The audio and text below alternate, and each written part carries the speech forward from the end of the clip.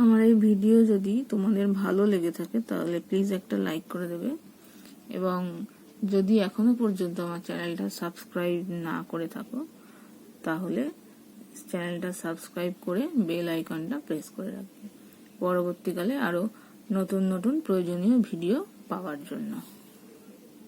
এবার দেখো আমরা করব 8 নম্বর প্রমাণ। কোষে দেখি 7.1। দুটি সমান বৃত্ত একটি অপরটির কেন্দ্রগামী এবং বৃত্ত দুটি পরস্পরকে এ ও বি বিন্দুতে ছেদ করেছে। এ আর বিন্দুকে ছেদ করেছে।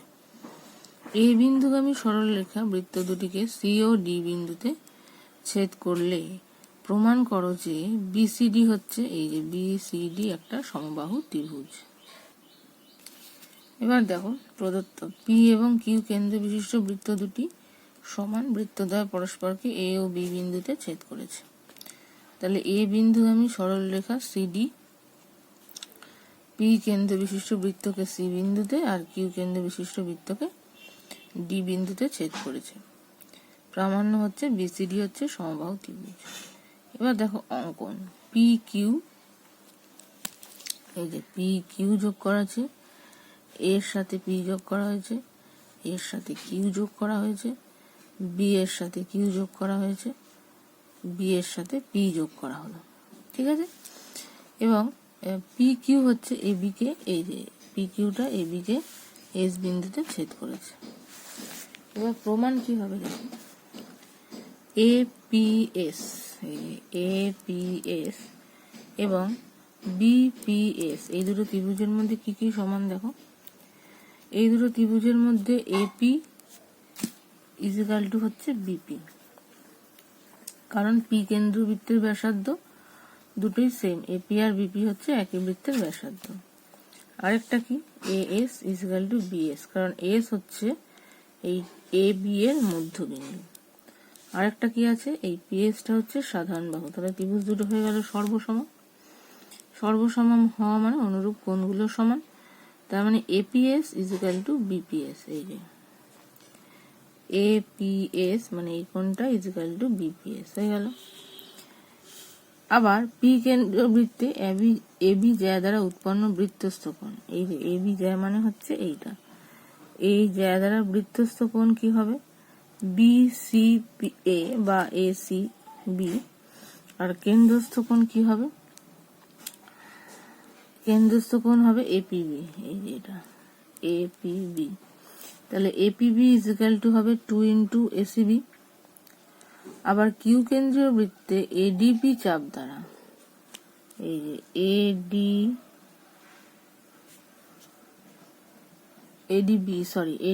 এডিবি চাপ, এই পুরো চাপ দ্বারা উৎপন্ন কেন্দ্রস্থ কোণ হচ্ছে প্রবৃদ্ধ একিউডি।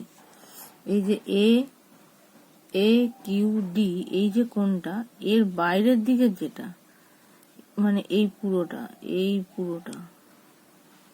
প্রবৃদ্ধ মানে কোনো কোণের উল্টো দিকে যেটা থাকে প্রবৃদ্ধ একিউডি। ঠিক আছে, একিউডি তো এইটা, প্রবৃদ্ধ একিউডিটা হচ্ছে কেন্দ্রস্থ কোণ। এই হ্যাঁ, আর বৃত্তস্থ কোণ হচ্ছে এপিবি। দেখো এপিবি মানে এটাতে এই বৃত্তটা এখানে করছে এপিবি, তার মানে সেখান থেকে আমি কি লিখতে পারি, প্রবৃদ্ধ একিউবি ইজিক্যাল টু 2 এপিবি। এবার প্রবৃদ্ধ একিউবি মানে 360 মাইনাস একিউবি হবে। প্রবৃদ্ধ কোণটা আর নিজের এই কোণটা দুটো যোগ করলে 360 হয়, তাহলে 360 degree minus AQB equal to 2 APB হলো। এবার এপিবি মানে একিউবি আর এপিবি দুটোই হচ্ছে সমান। দেখো এখান থেকে A Q B equal to A P B, দুটোই কোণ হচ্ছে সমান। সেই জন্য একিউবির জায়গায় লিখে দিলাম এপিবি। তাহলে এদিকে ডান দিকে আছে 2 এপিবি, তাহলে এটা দিকে চলে গেলে 3 এপিবি হলো। 360 ডিগ্রি ইজিক্যাল টু 3 এপিবি, তাহলে এপিবি ইজিক্যাল টু 360/3 মানে 120 ডিগ্রি।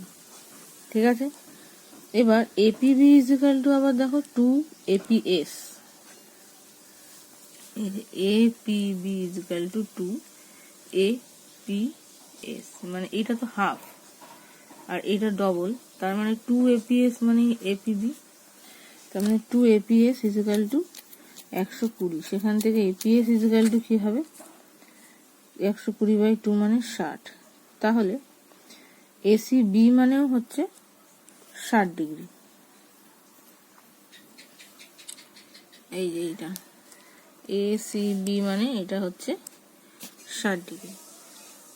তাহলে অনুরূপ ভাবে কি বলা যায়, বিডি, এই যে কোণটা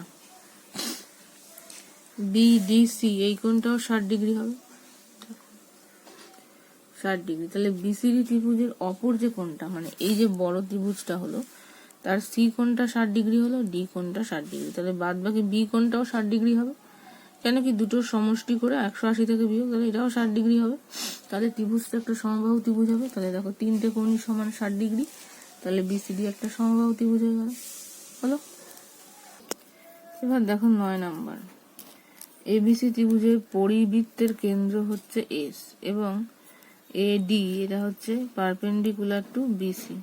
প্রমাণ করতে হবে অ্যাঙ্গেল বিএডি, এই ছোট্ট কোণটা, ইজিক্যাল টু হবে এস এ সি, এই কোণটা।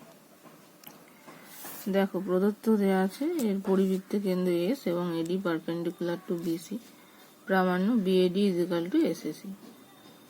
যেহেতু ত্রিভুজ এবিসি এর পরিবৃত্তের কেন্দ্র হচ্ছে এস, তাহলে S A equal to S B equal to S C হবে। এই S A S B S C. এবার এডি পারপেন্ডিকুলার টু বিসি দেয়া আছে, সুতরাং এই যে কোণটা এ ডি বি, এই কোণটা 90 ডিগ্রি হবে যেহেতু লম্ব। এবার এডিবি কোণ 90 ডিগ্রি হওয়া মানে এডিবি প্লাস, না এই কোণটা 90 ডিগ্রি হওয়া মানে এই যে বিএডি ত্রিভুজটা আছে তার এই বি কোণটা প্লাস এই এ কোণটা 90 ডিগ্রি হবে, কারণ একটা 90 হলে বাকি দুটোর সমষ্টিও 90 হবে। তাহলে এবিডি কোণ প্লাস ডিএবি কোণ বা বিএডি কোণ ইজিক্যাল টু 90 ডিগ্রি। তাহলে ABD is equal to 90 minus BAD হলো। এবার এস কেন্দ্র বিশিষ্ট বৃত্তে এসি জ্যা দ্বারা উৎপন্ন কেন্দ্রস্থ কোণ কি হবে, এএসসি। এএসসি হচ্ছে কেন্দ্রস্থ কোণ এইটা, আর বৃত্তস্থ কোণ হচ্ছে এবিসি মানে এইটা। তাহলে এএসসি ইজিক্যাল টু 2 এবিসি হবে, কিন্তু এসএ ইজিক্যাল টু এসসি এই যে এখানেই পেয়েছি, একই বৃত্তের ব্যাসার্ধ, সুতরাং তাদের সংলগ্ন কোণ এসএসি ইজিক্যাল টু এসসিএ। এই যে এসএসি ইজিক্যাল টু এসসিএ, এই কোণটা, এই দুটো কোণ সমান। এবার তাহলে ওই ত্রিভুজটা থেকে কি পাওয়া যাবে, ASC এসএসি plus SCA is equal to 180, এই তিনটে কোণের সমষ্টি, এইটা এইটা এইটা, এই ত্রিভুজটা থেকে 180 ডিগ্রি। এইবার এএসসি যেমন আছে তেমন থাকলো, এইটা যেমন আছে তেমন থাকলো, এই এসসিএ এইটার জায়গায় লিখলাম এইটা, হলো। তাহলে 2 এসএসসি হয়ে গেল পরের লাইনে। এবার এএসসি ইজিক্যাল টু কি ছিল, 2 এবিসি, 2 থেকে, সেটাও লিখলাম, 2টা কমন গেল, ABC plus SSC is equal to 180, 2 দিয়ে তাহলে ভাগ করে দিলে 90 ডিগ্রি। ABC plus SSC is equal to 90। তাহলে এবিসি মানেই হচ্ছে, দেখো এবিডি কোণটা মানে একটু বড় করে বানানো হচ্ছে, এবিসি মানে এবিডি কোণটাই ছোটটা নাম দিয়ে এবিডি কোণ, আর এসএসসি ইজিক্যাল টু 90 ডিগ্রি। এইবার দেখো, এবার এবিডি মানে কি লেখা যায়, এবিডি মানে কি লেখা যায়, দেখো এবিডি মানে 90 মাইনাস বিএডি লেখা যায়, কারণ বিএডি প্লাস এবিডি এই দুটো কোণের সমষ্টি ছিল 90 ডিগ্রি। তাহলে এবিডির জায়গায় লেখা যায় 90 মাইনাস বিএডি, আর এসএসসি যেমন আছে তেমনই থাকবে, দেখো হলো। এবার দুদিক থেকে 90 কেটে গেল, তাহলে SSC minus BAD is equal to 0, তাহলে এসএসসি ইজিক্যাল টু বিএডি হলো। এটাই প্রমাণ করতে দিয়েছিল।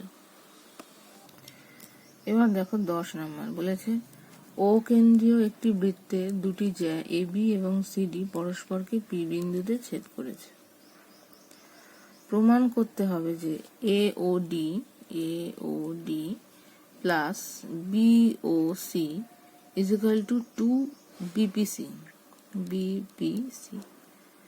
আবার যদি এওডি এবং বিওসি পরস্পর সম্পূরক হয় তাহলে প্রমাণ করতে হবে যে জ্যা দুটি পরস্পর লম্ব।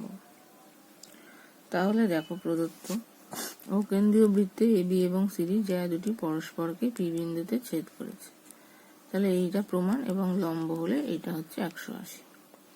এবার অঙ্কন দেখো, ও এ যোগ করা হলো, ও বি যোগ করা হয়েছে, ও সি যোগ করা হয়েছে, ও ডি যোগ করা হয়েছে এবং বি ডি যোগ করা হয়েছে। এবার এডি চাপ দ্বারা উৎপন্ন কেন্দ্রস্থ কোণ হচ্ছে এওডি, এওডি, এবং বৃত্তস্থ কোণ হচ্ছে এওডি এইটা, আর বৃত্তস্থ কোণ হচ্ছে এ বি ডি এইটা।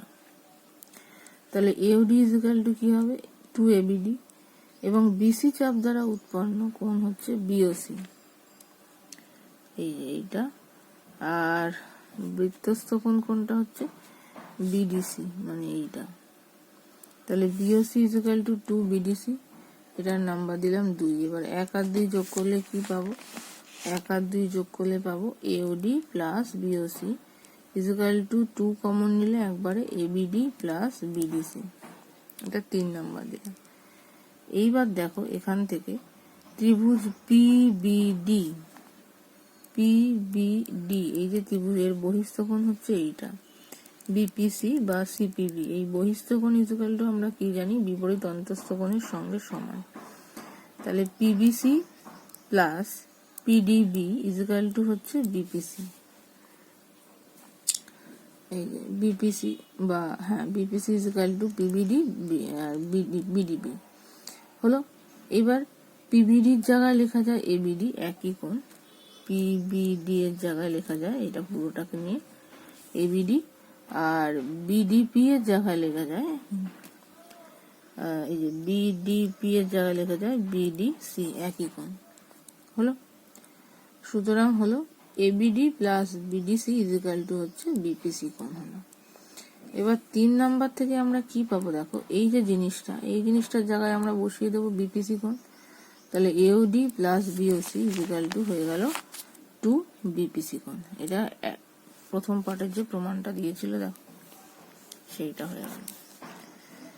এইবার AOD plus BOC is equal two 180 degree যদি হয়, এওডি এইটা প্লাস বিওসি এইটা, এই দুটোর সমষ্টি যদি 180 ডিগ্রি হয় তাহলে 2BPC is equal two 180 degree হবে, কারণ ওটা তো লম্ব বলে দিয়েছে আমাকে। এই লম্ব বলে এখানে বলেছে না যে এই এওডি আর বিওসি পরস্পর সম্পূরক, তাই জন্য সম্পূরক হওয়ার জন্য এই দুটোর সমষ্টি 180 হবে।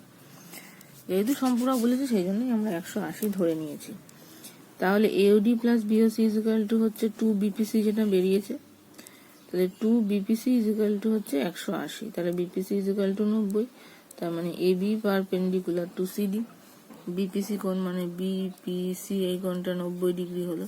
90 ডিগ্রি হওয়া মানে এইটা বিপি পারপেন্ডিকুলার টু সিপি, কিন্তু সেটাকেই বাড়িয়ে বিপি মানেই হচ্ছে বিএ পারপেন্ডিকুলার টু সিডি। এই এবার দেখো 11, ও কেন্দ্রীয় একটি বৃত্তের এবি এবং সিডি দুটি জ্যাকে বর্ধিত করলে এ দ্বারা পরস্পর পি বিন্দুতে মিলিত হয়, এই যে ছেদ করে। প্রমাণ করো যে অ্যাঙ্গেল এওসি এই কোণটা মাইনাস বিওডি এই কোণটা ইজ ইকুয়াল টু হচ্ছে 2BPC এই কোণটা। ঠিক আছে, তাহলে দেখো ও কেন্দ্রীয় বৃত্তে এবি এবং সিডি জ্যা দুটিকে বর্ধিত করলে তারা পরস্পর পি বিন্দুতে ছেদ করে। AOC minus BOD is equal to হচ্ছে 2BPC, বিসি যুক্ত করা হলো। এবার হচ্ছে এসি চাপ দ্বারা উৎপন্ন কেন্দ্রস্থ কোণ কি হবে, এসি চাপ মানে এই কেন্দ্রস্থ কোণ কি হবে এইটা, এওসি কোণটা হবে কেন্দ্রস্থ কোণ, আর বৃত্তস্থ কোণ কি হবে এবিসি হবে এইটা। তাহলে AOC is equal two 2ABC হবে, এবং বিডি চাপ দ্বারা উৎপন্ন কেন্দ্রস্থ কোণ হবে বিওডি আর বৃত্তস্থ কোণ হবে বিসিডি। তাহলে BOD is equal two 2BCD হলো। এবার এটার নাম্বার দিলাম 1, এটার নাম্বার দিলাম 2। 1 - 2 বিয়োগ করে পাই AOC minus BOD equal to কি 2ABC minus 2BDC BCD sorry. আবার ত্রিভুজ BPC, এটাকে 3 নাম্বার দিলাম। BPC মানে হচ্ছে এই ত্রিভুজটা BPC, ঠিক আছে। এর বহিস্থ কোণ কি আছে ABC, এর বহিস্থ কোণ আছে ABC মানে এই কোণটা। ABC ইকুয়াল টু কি হবে, P কোণটা আর C কোণটার সমষ্টি হবে, তার মানে BPC প্লাস BCP এই দুটোর সমষ্টি হচ্ছে ABC। হলো BPC প্লাস BCD। এবার সবগুলোকে 2 দিয়ে গুণ করেছি, দেখো 2ABC equal to 2BPC plus 2BCD হলো। এবার এই BCDটাকে বাঁ দিকে আনলাম, আর BPCটা যেমন ছিল ডান দিকেই থাকলো, তাহলে 2ABC minus 2BCD equal to 2BPC। এবার এইখান থেকে দেখো 3 নাম্বার থেকে 2ABC minus 2BCD equal to কি AOC মাইনাস BOD, তাহলে এইটার জায়গায় লিখে দিলাম AOC minus BOD equal to হয়ে গেল যা ছিল তাই 2BPC, সেটাই দেখো প্রমাণ করতে দিয়েছিল, হয়ে গেল।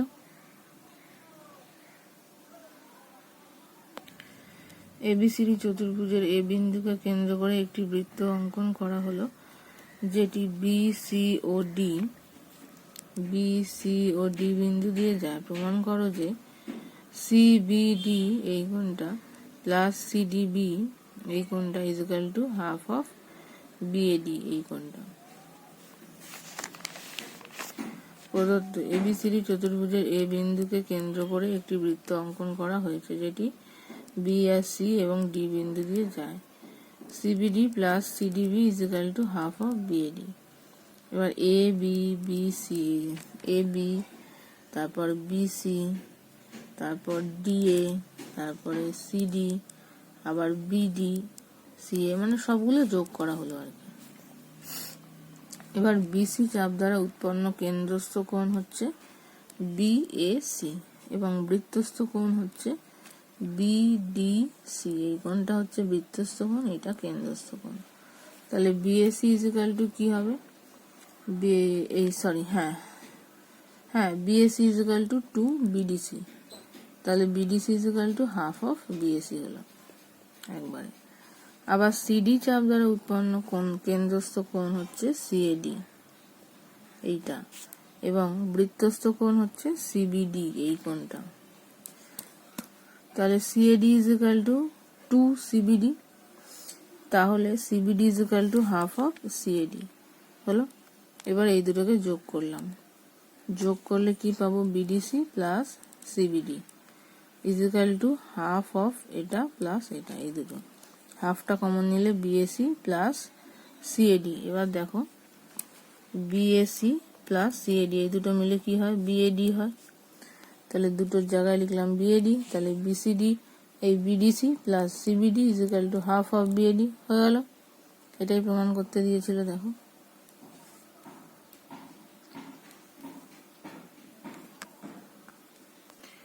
এবার দেখো 13, ABC এর পরিকেন্দ্র O এবং OD হচ্ছে BC বাহুর উপরে লম্ব। প্রমাণ করতে হবে যে BOD ইকুয়াল টু হচ্ছে BAC। তাহলে দেখো প্রদত্ত আছে ABC এর পরিকেন্দ্র O, OD perpendicular to BC মানে লম্ব, এটা ইকুয়াল টু এটা। আবার সব যোগ করেছি OA, OB, OC, OB, OC, OA সব যোগ করা হলো।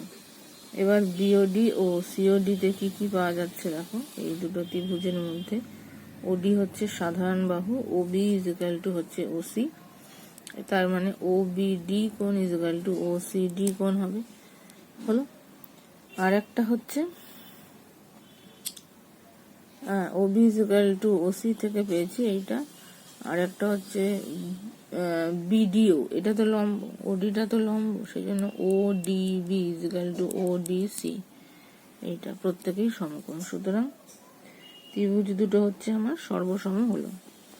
সর্বসম হওয়া মানে অনুরূপ সমস্ত কোণই সমান হবে, তাহলে BOD ইকুয়াল টু হবে COD মানে এইটুকু কোণ ইকুয়াল টু এই কোণটা, হলো।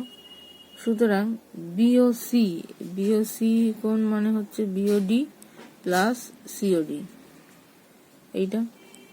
এবার বিওডি আর সিওডি দুটোই সমান, তাহলে বিওডির জায়গায় বিওডি রাখলাম আর সিওডির জায়গায় বিওডিটা বসালাম, তাহলে 2 বিওডি হলো।